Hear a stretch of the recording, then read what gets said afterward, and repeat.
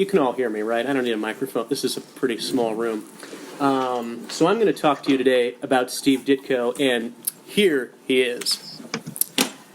I never talk about myself, he said. My work is me. I do my best, and if I like it, I hope somebody else likes it too. This is from a DC comic book, Showcase number 73 from 1968. Steve Ditko had created a character called the Creeper for DC Comics, and they had asked him for little editorial comments that they can present in their comics so people can get to know the artist better. And this is what he said. He's not going to talk about himself. He's going to let the work speak for himself.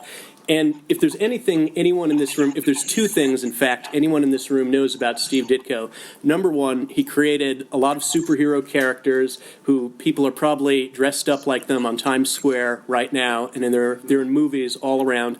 And number two is that he eschews publicity. He does. I don't think he's done a formal interview in about half a century. I don't think there's been a confirmed photograph of him since the 1960s. He wants the work to speak for himself. So that is what I'm going to do here tonight.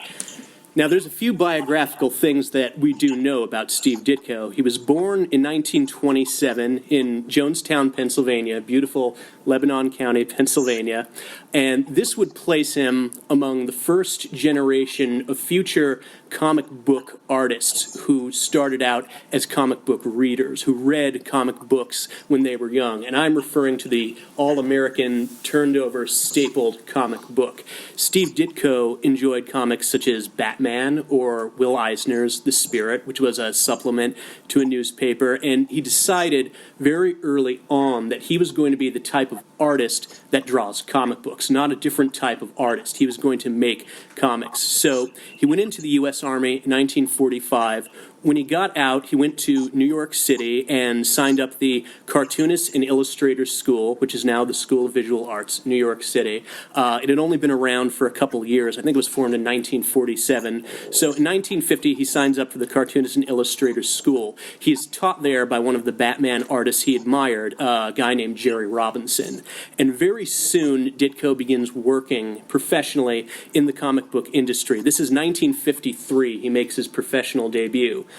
But by that time, comic books were not dominated by superheroes like Batman anymore. I mean, Batman was still around, but there was a different wave of popularity going in comic books. What comic books looked like was this. This magazine is haunted. This is a 1954 cover Ditko did for Charlton magazine, and I think it's pretty representative of what comics in 1953 and 1954 popular comic books were like. There were ghouls menacing people. There were terrible monsters destroying everything. There were ugly mugs pulling big jobs and getting the chair, or patsies taking the fall for them, and just a lot of sensation. And these are all covers from 1954. And very early on, Ditko has developed a proficiency with finding striking and interesting-looking visuals, like this Racket Squad in action cover, where the moment a grenade goes off is captured, people's clothes being blown backward. It's very exciting, and it was the kind of excitement that comics wanted at that time.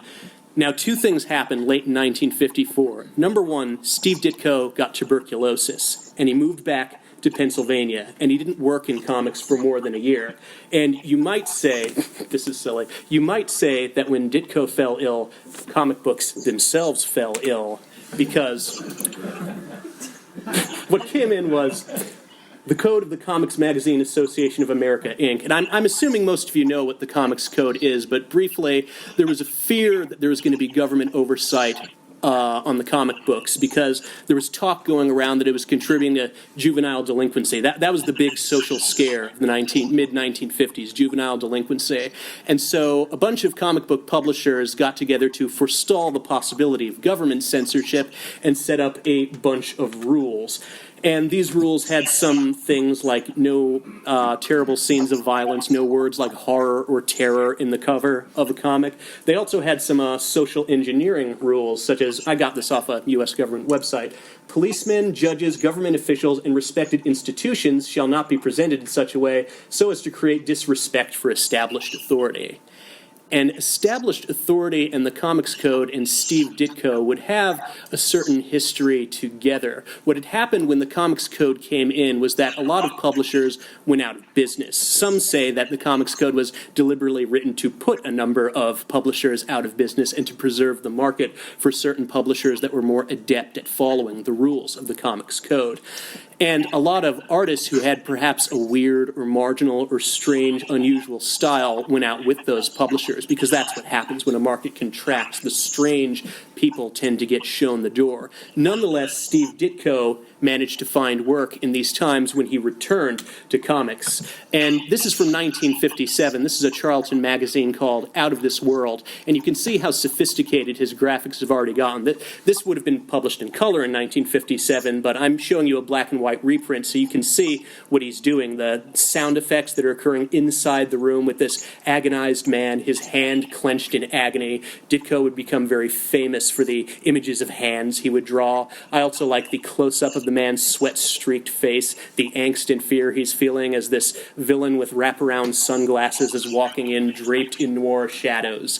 And Ditko created these pages coming on a few pretty basic rules. These aren't the only rules he would go on, but this is from a fanzine interview in the late 1960s. These are Ditko's rules for making comics. Study the basics, see how it appears in life, how others interpret it, and from it all, do it in a way that you personally feel is right or good. And I want you to remember those words. Do it in a way that you personally feel is right and good, because that is the seed of an ideology that is coming soon, but not yet.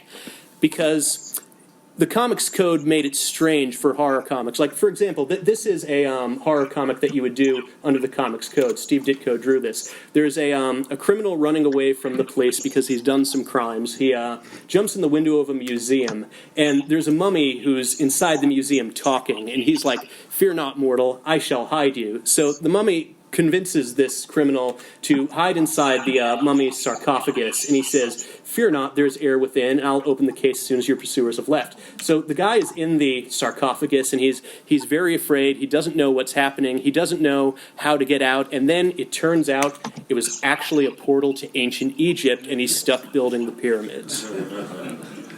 Now, this comic was written by a guy named Stan Lee, who you might have heard of. And this short comic, appeared in a comic called Amazing Fantasy number 15, which you also may have heard of. It came out in 1962. And another story that happened to run in Amazing Fantasy 15 was about a teenager who was bitten by a spider and gained the powers, the proportional strength and speed of a spider, but more importantly, he became very inflated in getting this power, and he used it only for fame. And because he was so caught up on fame, he let a criminal escape when he could have stopped him. And that criminal, as it turned out, shot his beloved Uncle Ben. And when Spider-Man found out that the man he let go was the murderer of his own uncle, he was very devastated.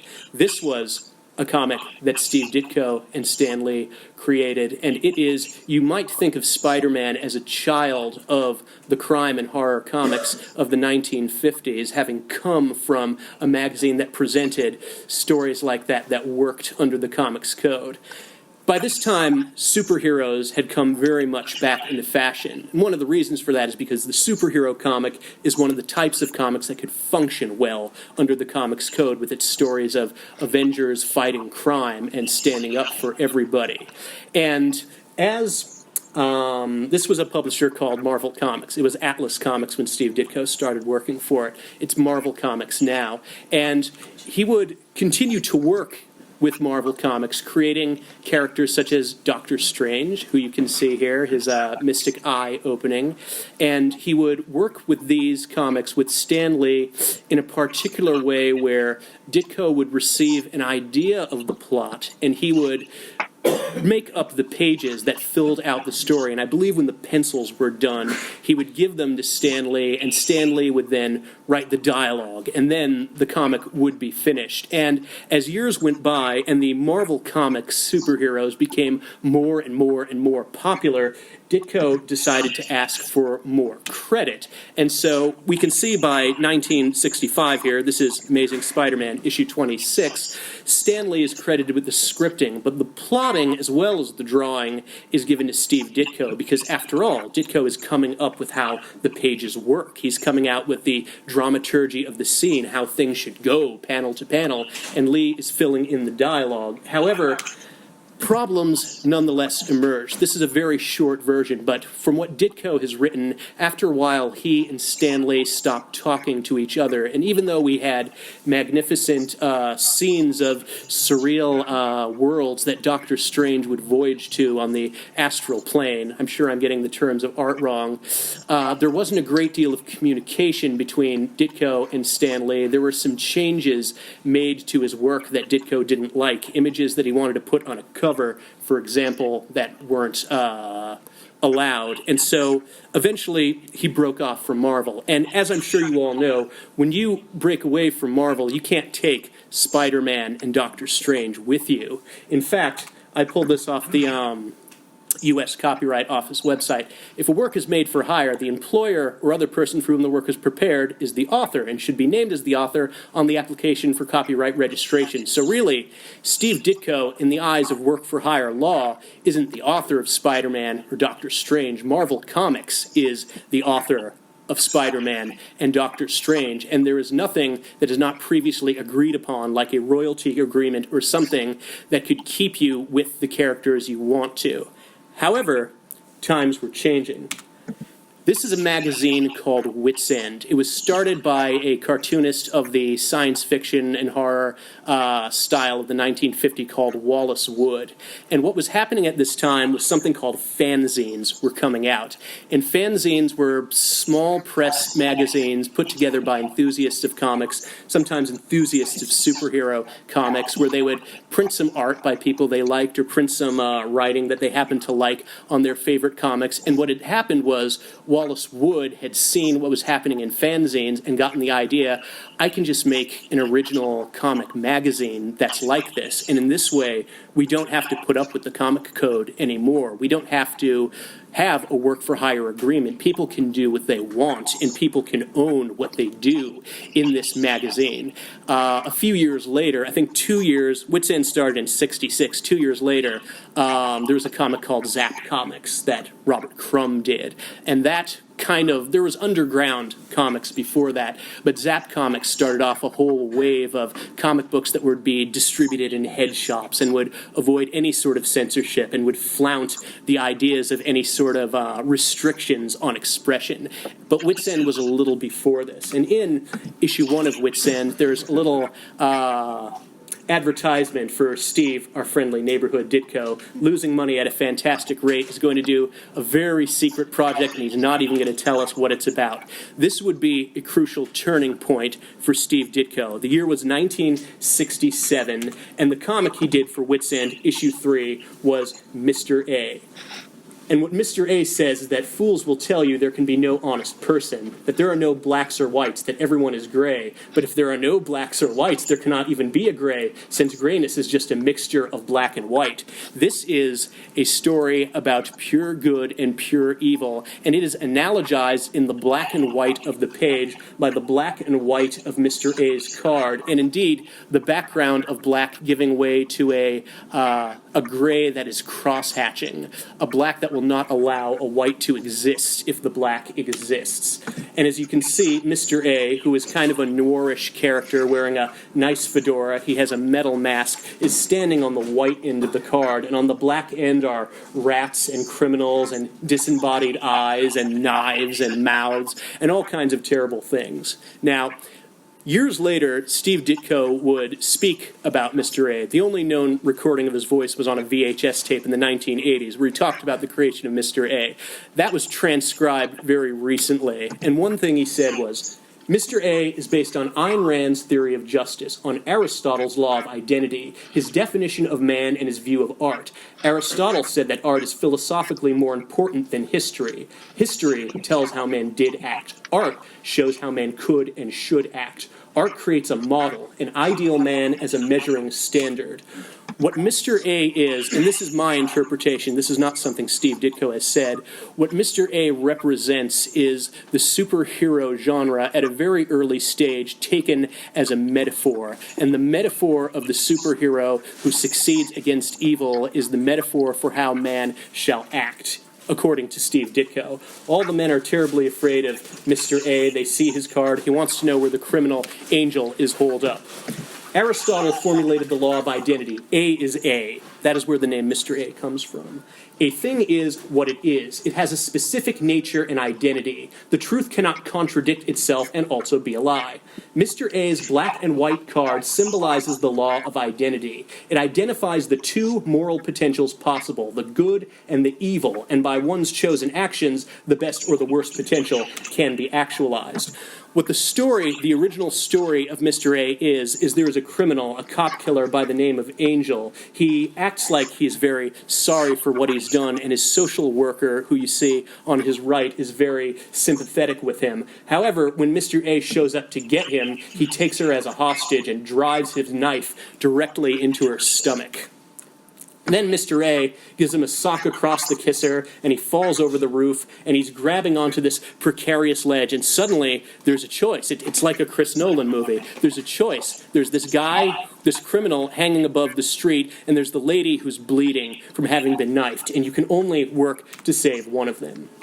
Early comic book heroes were not about life as it is, but creations of how a man with a clear understanding of right and wrong and more courage chose to act even if branded an outlaw. It is best to better justice than the prevailing legal moral one. Is that you talking, or is that That is Steve Ditko. That is the words of Steve Ditko.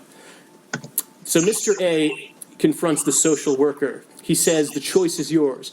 Who do you want to live? It can't be both of you. She doesn't want to make the decision. He says, no, you don't want to die, but you're ashamed to say you want to live. She says, it's not fair. It's not fair to make that choice. And the guy is screaming to save me, but Mr. A makes the choice. He carries her away. She says, you're cruel. And he says, I don't abuse my emotions. Steve Ditko, one last time. The resentment against the perfect hero is a resentment against A is A, against the integration of truth and behavior, against the non-contradictory identity of a moral ideal, against reality and life's measuring ruler, a rational moral standard. And so Mr. A carries the woman around away as the criminal falls to his death. And that is the end of the comic. In fact, I will get a little woolly here with the interpretation, and I will say the name Angel is important, because an angel is a being that cannot be ascertained by objective means. If you've looked at any Ayn Rand or any objectivism, it's very, very much premised on the rational perceptions that a person can make, and basically the idea that anything a person does that takes away from their happiness is sort of an embrace of death. That's an extremely short version. But an angel is something that cannot be rationally observed. It is something that requires faith. And faith is something that a rational person under objectivism cannot rely upon. They have to rely upon the evidence in front of their eyes. And so, upon the death of Angel, Mr. A is left in a world without angels, a world that will be ruled by the objective standard. Okay, so Mr. A is made, and at that point there is something of a break in Steve Ditko's career.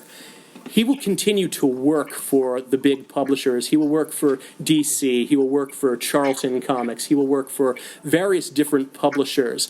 He will also pursue works that he would own himself, that he would have total control over. And so there's characters he would create for DC Comics, for example, the Hawk and the Dove, you might have heard of, which was done with a writer by the name of Steve Skeets. And this was an attempt to have a philosophical superhero comic. Did not last very long, but the characters are still around and get rolled out every so often, I think, because they're a copyright that's owned by DC and Warner Brothers.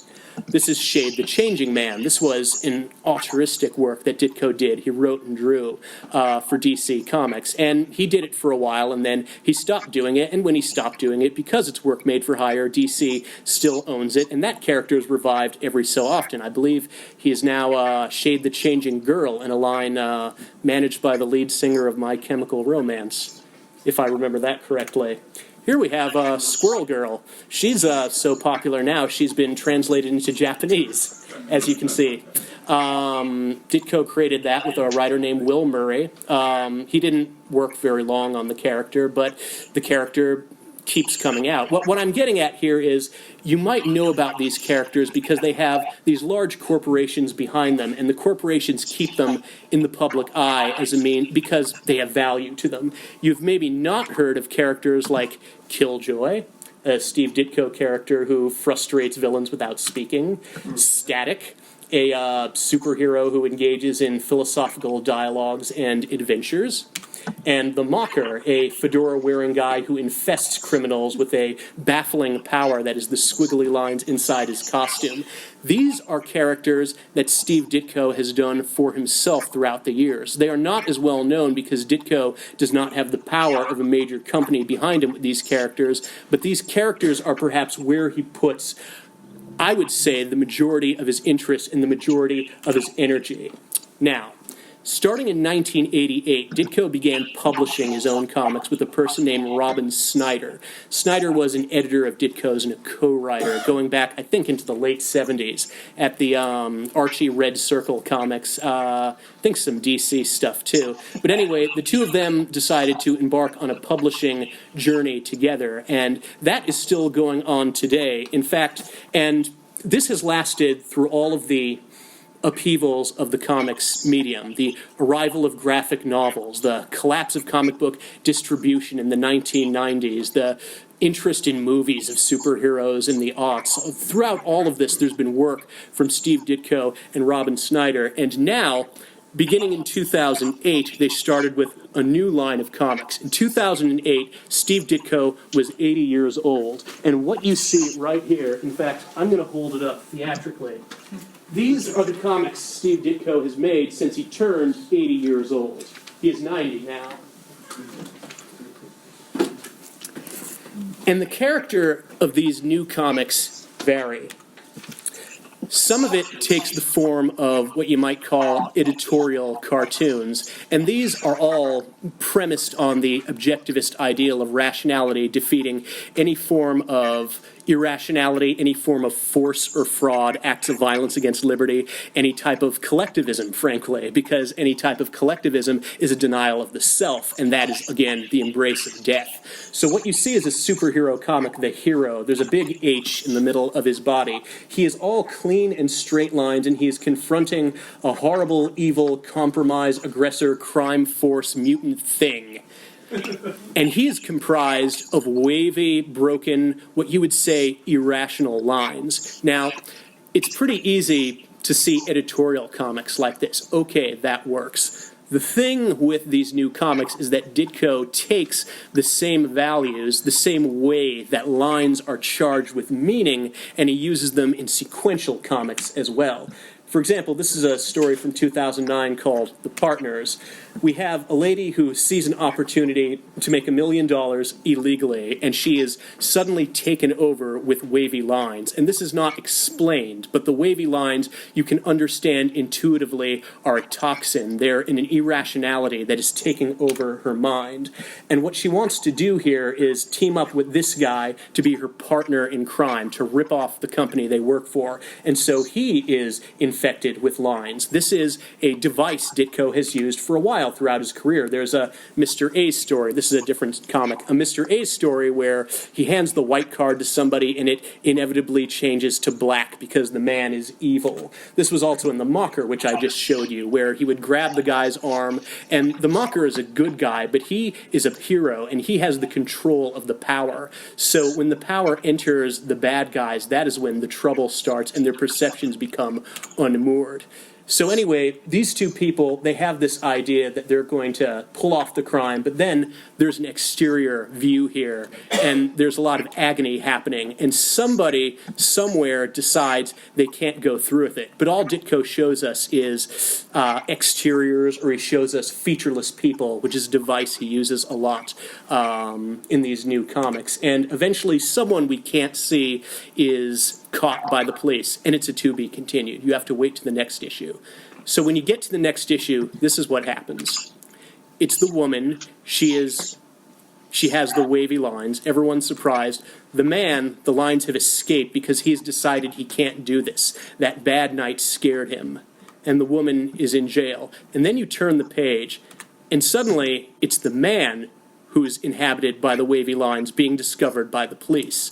And people are very interested, and the woman has had the lines taken away from her because she was scared by that bad night and couldn't go through with it. And the man is in jail. And what this is the idea of choice. A rational person under objectivism you aren't born that way. You have to make a choice between what you're going to do. So you can select either man's greatness, as seen here, or man's depravity, as seen here. And that is something you have to do all the time. And if you want to think about how often Ditko shows people in agony, how Ditko shows people in sadness, how much he shows them with their hands clenched, that is the choice people have to make, and they are burdened by that choice in this world. There's also a few superhero comics in these new comic books, but they're not normal superhero comics, obviously. This is a character called the Cape. There's no origin story, and there's no person, in fact. It's just a cape that's floating around. We see... Oh, there's more. We see this lady, once again, she's being tempted to rip off the company, but she doesn't want to. She's being pressured into doing this by her man, who is this terrible parasite with a cigar and a bow tie, and she doesn't want to do it, and he gets really upset. So he's chasing her, and the cape is hanging around. They go into the cape and pass into another dimension. They are reduced to pointillist representations of themselves. And then, when they go through the zone of the cape, they are in a strange zone of jagged lines. And again, the jagged lines are never explained. It's up to you to intuit what this means, but from the action we see, from the dialogue we see, we can tell that the woman has control over this. She's holding a whip, so she uses the whip in the realm of the jagged lines to pummel this man, because what has happened is the virtue inside her, the good choice she has made to respect property, has given her power in the superheroic realm. The man is terrified at this sudden display of strength. He runs out of the dimension of the cape and is so terrified by the repercussions of his actions, he runs in front of a car and is run over and killed. And the woman can't remember what's happened. She doesn't really mind that the guy has died, but she doesn't remember what has happened because only in this zone has a power emerged to externalize what she has felt inside. And if you look at the dialogue in here, you might be noticing in these balloons, they're not always complete sentences, right? She's like, don't remember what happened. Running, then a blank. Nothing? And what Ditko does with his word balloons often these days is he uses them not as a literal depiction of people's speech. I mean, sometimes it's a literal depiction of how someone speaks when they're very, very, very nervous, but what I see this more as, my impression, is that it's a way of coloring the art so that the words and the art work in unison, so that you have to, you read the dialogue and you get some of it, and you read the art and you get the rest of it, and you sort of arrive at an intuitive understanding of what's happening, one that isn't dominated by either writing or art. That's just what I find appealing about these works. Maybe you don't agree, but that's fine. Now, you might be wondering, you might have heard something about people who follow Ayn Rand and people who follow objectivism, and you might be wondering, why isn't Ditko going for a lot of money, you know? Why isn't he cashing in on this a little more?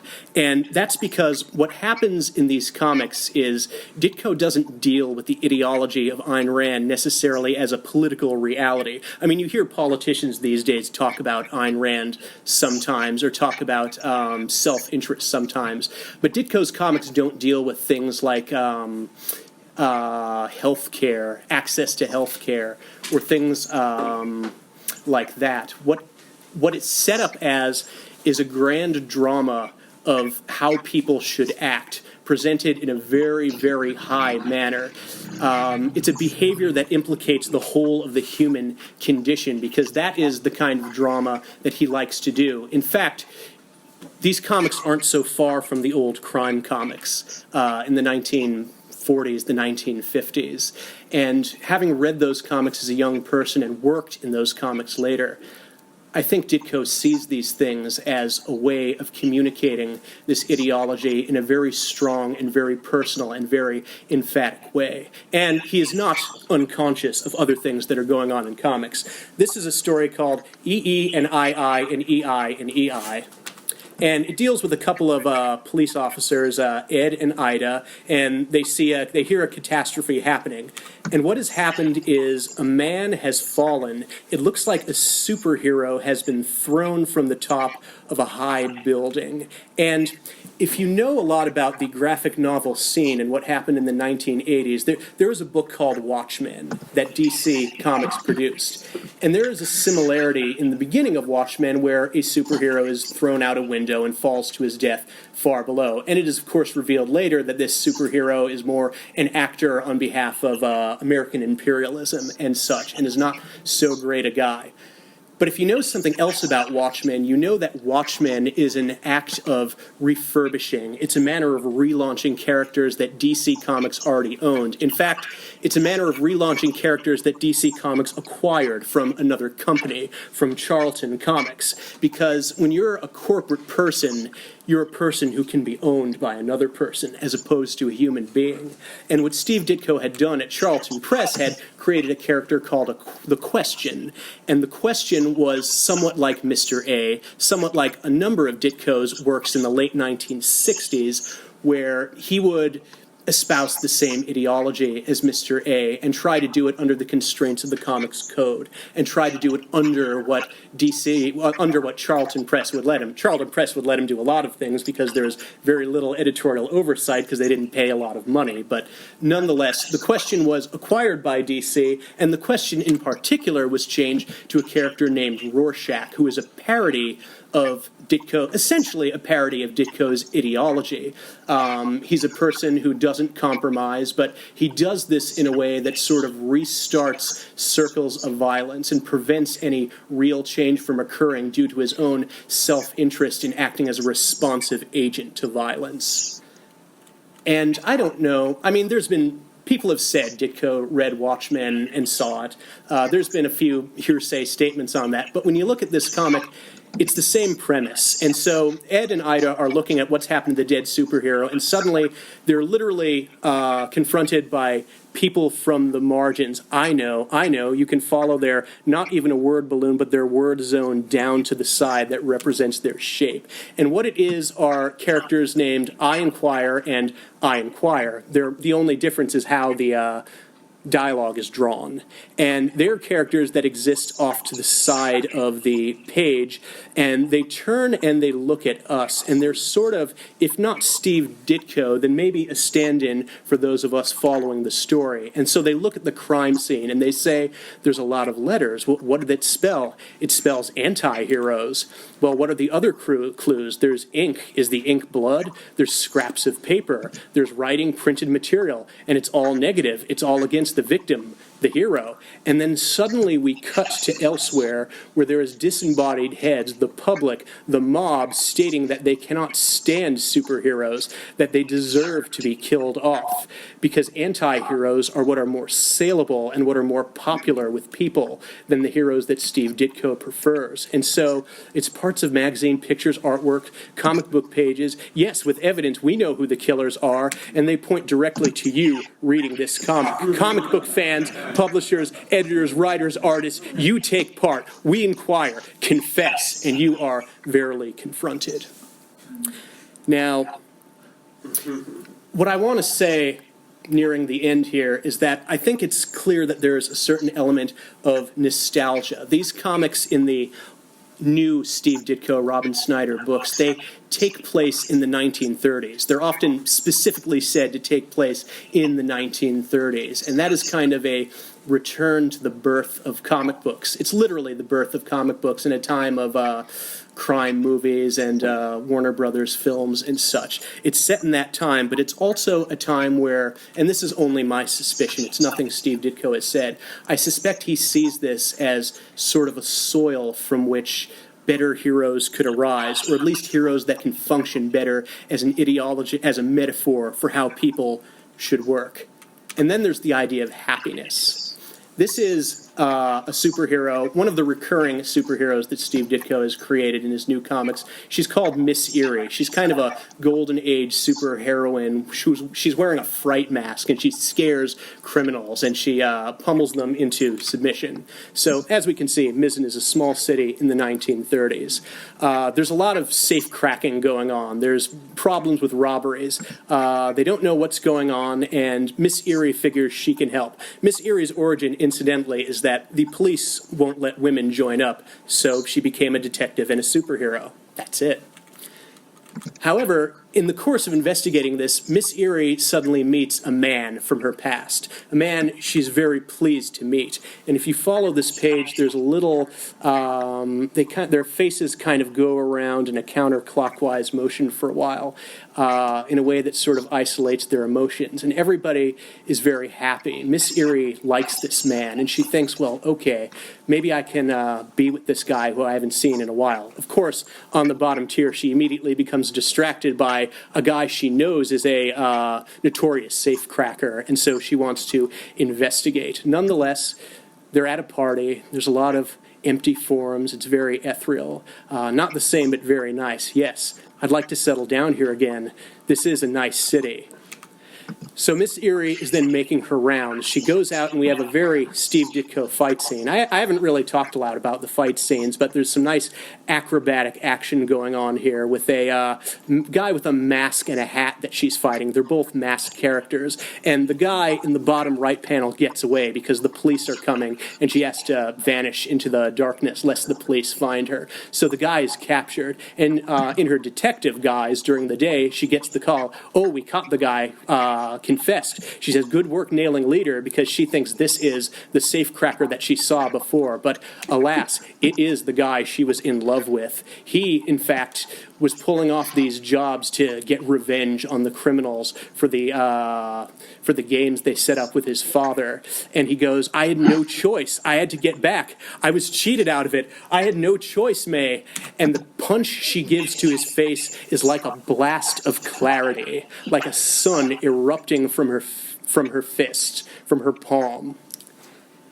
And on the topic of happiness, I'm going to end this with some words from a character you might have heard of, Ayn Rand's John Galt. I'm going to read the whole speech. No. This is from the conclusion of Atlas, near the conclusion, 80 pages from the conclusion of Atlas Shrugged.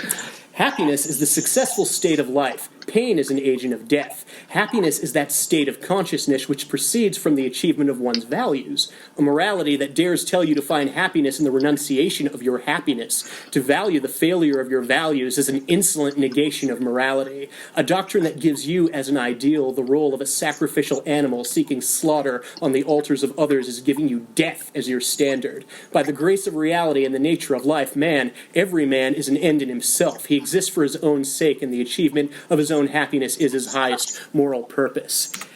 And Miss Eerie walks away from this man, rejecting the happiness that she thought she would have with him, because, after all, what is the worth of happiness if it does not come from the values I hold?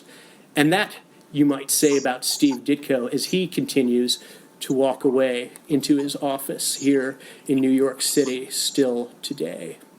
That's all. Thank you.